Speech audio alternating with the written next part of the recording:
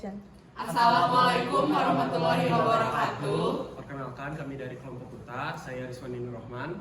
Saya Rahmat Soleh. Saya Aman Bujaki. Saya Pinaladi Manda Putri. Saya Warsula Putri.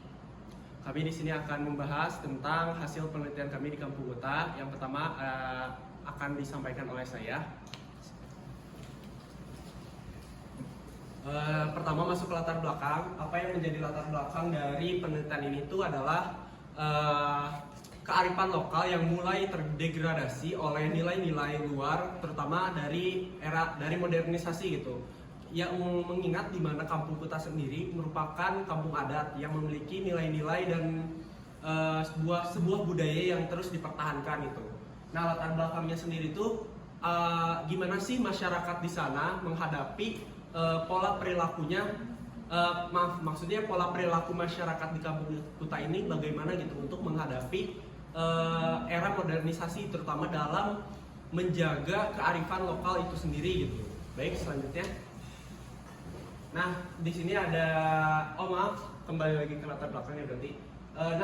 Karena tidak dicantumkan metodologi yang kita gunakan itu di sini adalah kualitatif deskriptif ya. Kita menggunakan pendekatan kualitatif deskriptif. Untuk pengumpulan datanya kita menggunakan wawancara dengan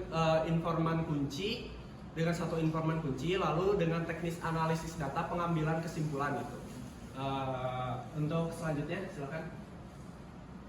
Nah, ada deskripsi Kampung Kuta. Nih kita langsung baca aja ya. Kampung Kuta itu terletak di Desa Karangpaninggal, Kecamatan Tambak Sari, Kabupaten Ciamis, Jawa Barat. Nama Kuta sendiri itu berasal dari arti dari tembok atau banteng gitu. Di sisi lain, Kuta diambil dari kata mahkota atau mahkota. Disandingkan dengan cerita lokal, ini akan menjadi pusat kerajaan Galuh gitu dulunya, tapi batal.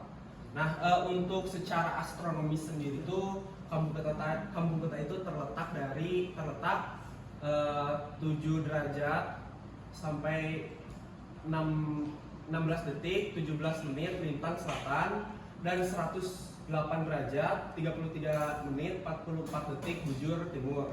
Sedangkan batas geografisnya sendiri itu Kampung Kuta berbatasan dengan dusun Margamulya di sebelah selatan, berbatasan dengan dusun Pohat di sebelah timur, berbatasan dengan Sungai Cijolang. Selanjutnya, ini kurang lebih peta administrasi lokasi penelitian ya, bisa dilihat secara langsung. Selanjutnya ada hubungan kepercayaan dan modernisasi di Kampung Kuta. Silakan untuk materi selanjutnya.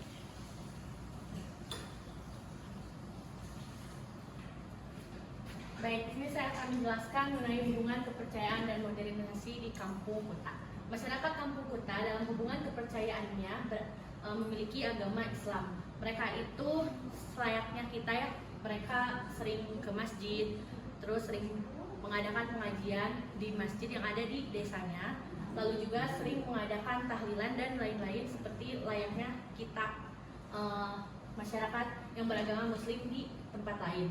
Nah, namun masyarakat Kampung Kuta itu selain menjalankan apa yang disuruh dalam agama Islam, mereka juga mempercayai nilai dan tradisi yang berlaku di Kampung Kuta, serta sistem kepercayaan terhadap aturan yang ada dan berlaku di Kampung Kuta.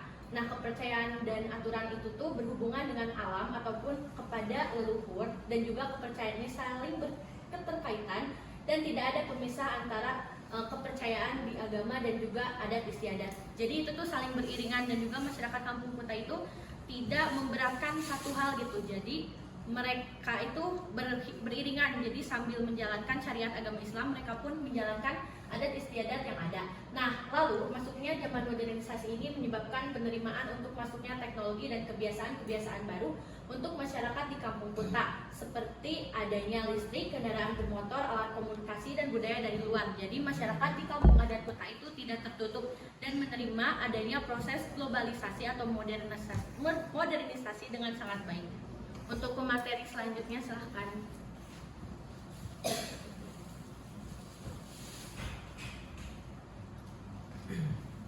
Dan yang selanjutnya ada aspek sekularisasi di Kampung Kuta.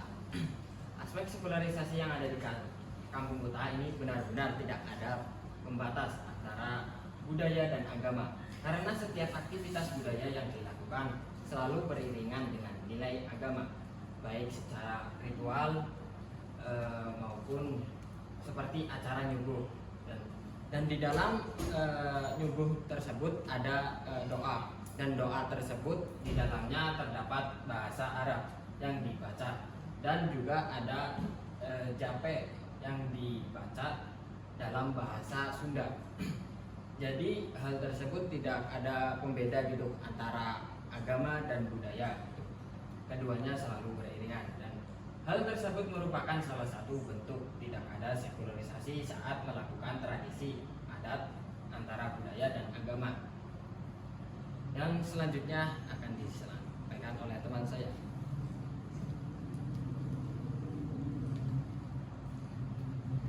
Baik, selanjutnya di sini saya akan menjelaskan tentang penggunaan nalar yang ada di kampung kota. Nah, pemikiran tabu atau hal-hal mistis di kampung adat itu pasti ada ya, karena ada beberapa hal yang memang tidak bisa dijelaskan oleh pemikiran rasional dan akal sehat. Hal itu bisa berkaitan dengan kepercayaan terhadap roh-roh atau penunggu setempat di desa adat, serta roh-roh pada leluhur atau yang bisa disebut kepercayaan animisme, dinamisme. Hal-hal yang berkaitan dengan penggunaan nalar di kampung kota ini yaitu yang pertama ada masuk hutan larangan. Nah, untuk masuk hutan larangan ini tidak bisa sembarangan, karena ada hari-hari khusus untuk memasuki hutan larangan ini, seperti hari Senin dan Jumat. Dan untuk memasuki hutan larangan ini ada aturan yang perlu ditaati ketika masuk hutan larangan, seperti tidak boleh menggunakan baju hitam, terus tidak boleh menggunakan perhiasan, tidak boleh menggunakan alas kaki, dan ada beberapa peraturan yang perlu ditaati. Yang kedua ada tidak adanya kuburan. Nah, ini tuh menjadi hal unik ya yang ada di kampung kota, karena tidak ada kuburan di kampung kota, karena setiap masyarakat yang meninggal di kampung kota itu dikuburkannya tuh di luar kampung tersebut. Alasannya dari kampung kota ini karena ada anggapan bahwa tanah kampung kota merupakan bangunan untuk kerajaan Galuh yang tidak ada bangunan fisiknya. Oleh karena itu, masyarakat kampung kota tidak menguburkan jenazah di tanah dalam kawasan kampung kota, karena takut secara gaib menempati bangunan kerajaan Galuh. Yang ketiga, ada pembangunan rumah. Nah, untuk membangun rumah di kampung kota ini tidak bisa langsung membangun, karena harus adanya ritual dan persetujuan dari sesepuh adat. Terus ada runtutan yang perlu diikuti ketika masyarakat kampung kota itu ingin membangun rumah. Pertama, penentuan tempat dilakukan oleh sesepuh adat mengenai perizinan boleh atau tidaknya membangun rumah di daerah tersebut. Terus apabila sudah menemukan tempat yang diizinkan oleh sesepuh adat, maka akan adanya ritual atau meminta izin kepada roh-roh leluhur untuk melakukan pembangunan. Selanjutnya, dari awal pembangunan, setiap material yang akan digunakan untuk membangun rumah perlu ada ritual perizinan kembali dari sesepuh. Untuk setiap material yang digunakan tidak boleh menggunakan semen dan besi. Selagi masih berbahan kayu diperbolehkan. Apabila rumah selesai akan diadakan syukuran atau selamatan untuk mendoakan rumah, dan terakhir rumah tersebut itu diajani. Yang keempat, ada nganyaran. Nganyaran ini merupakan kegiatan di mana saat akan pergi untuk menggiling padi menjadi beras di luar kampung kota. Petani di kampung kota atau masyarakat di kampung kota itu perlu menemui sesepuh adat untuk meminta izin padi yang akan digiling kepada sesepuh adat.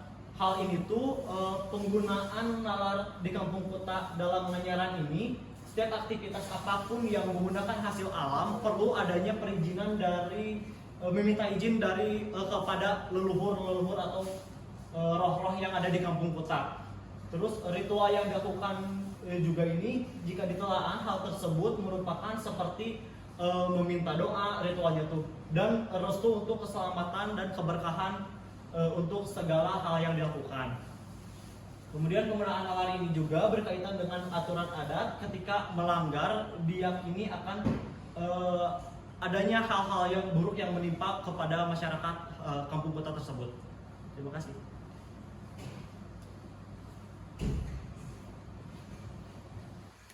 Baik, di sini saya akan menjelaskan mengenai sistem pengetahuan dan sistem pendidikan kampung kota.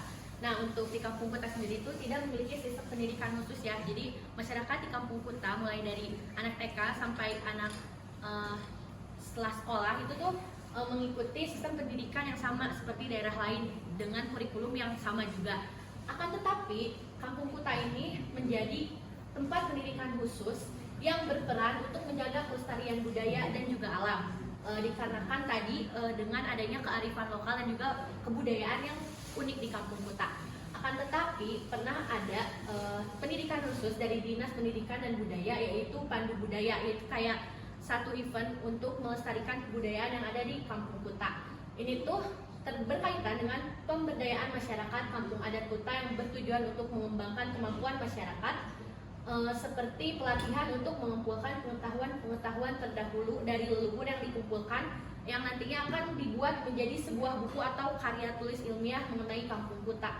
Nah, di kampung kota juga kan tadi sudah dijelaskan bahwa masyarakatnya ini tidak memiliki sistem pendidikan khusus, jadi sama dengan daerah lain, dan juga tidak ada batasan atau larangan untuk anak-anak di kampung kota mengenyam pendidikannya. Jadi mereka bebas ingin bersekolah atau menempuh pendidikan di tempat manapun. Dan sekarang tuh udah banyak masyarakat di kampung kota yang mengenyam pendidikan di universitas gitu. Jadi bukan hanya di SMA, namun banyak juga yang berhenti di SMP karena jarak dari kampung kota ke SMA terdekat itu tuh sangatlah jauh apabila ditempuh dengan berjalan kaki, kalau nggak salah itu 1 jam lebih. Jadi kayak banyak yang putus sekolah dan memutuskan untuk membantu orang tuanya untuk mengurus lahan atau pekarangan yang mereka miliki. Mungkin selanjutnya akan dilanjutkan teman saya.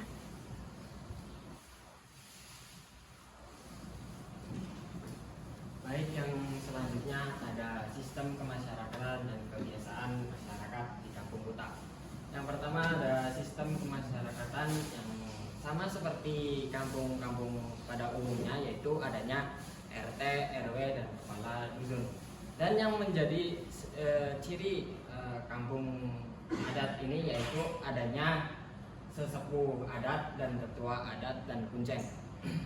Hal tersebut menjadi ciri kampung adat kota. Terus yang selanjutnya yaitu kebiasaan masyarakat adat kampung kota adalah kegiatan nyuguh. Kegiatan nyuguh ini dilakukan pada waktu safar, dan kegiatan ini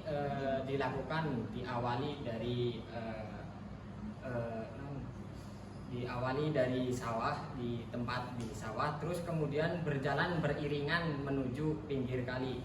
Dan kegiatan ini bertujuan bukan hanya memberikan hormat kepada Raja Pajajaran, tetapi juga memberikan suguhan gitu, hormat kepada leluhur gitu.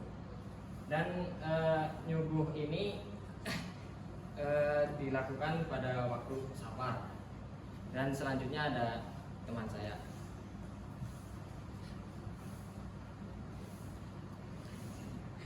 Oke, baik, di sini ada kemajuan teknologi dan sistem peralatan hidup. Kampung kota sendiri itu sudah menerima teknologi sejak lama dari tahun 1990-an. Sistem peralatan hidup ini juga digolongkan menjadi 2 jenis, ada yang masih tradisional dan juga ada yang modern. Hal ini juga bisa digunakan sesuai kebutuhan dan situasi.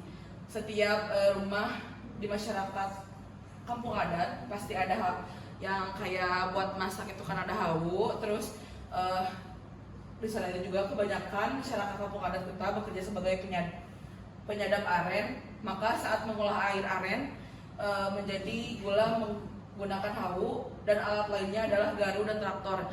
Yang dimaksud dari kemajuan teknologi dan sistem peralatan hidup di kampung kota ini tuh berbeda ya dari kampung-kampung adat lainnya. Kayak soalnya di kampung kota kampung kota itu tuh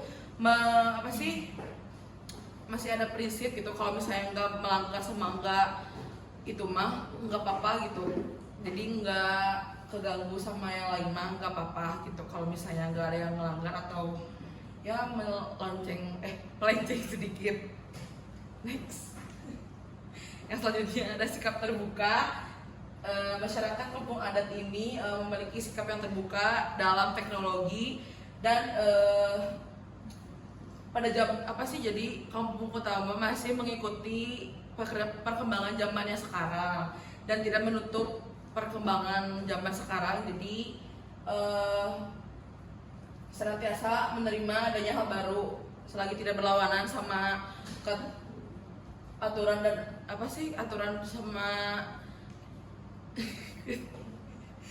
sama yang berlaku di sana teh. Kalau misalnya enggak yang berlawanan itu mah nggak apa-apa, soalnya nggak melanggar gitu.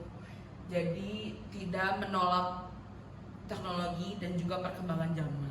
Terima kasih.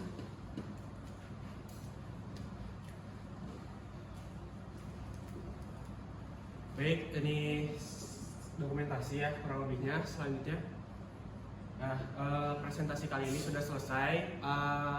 Kesimpulan dari presentasi ini merupakan dari penelitian ini adalah masyarakat Kampung Kuta sendiri melakukan adaptasi terhadap perubahan zaman gitu ya. Buktinya masih ada kearifan lokal yang tetap dipertahankan dan juga tidak menutup dari perubahan tetapi tetap menjaga budaya yang ada. Silakan.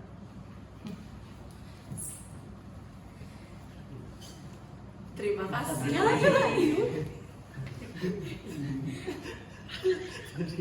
Terima kasih. Terima kasih sudah Salam. Hiji, dua, tilu. Terima kasih sudah menyaksikan video kami. Assalamualaikum Warahmatullahi wabarakatuh. Dadah.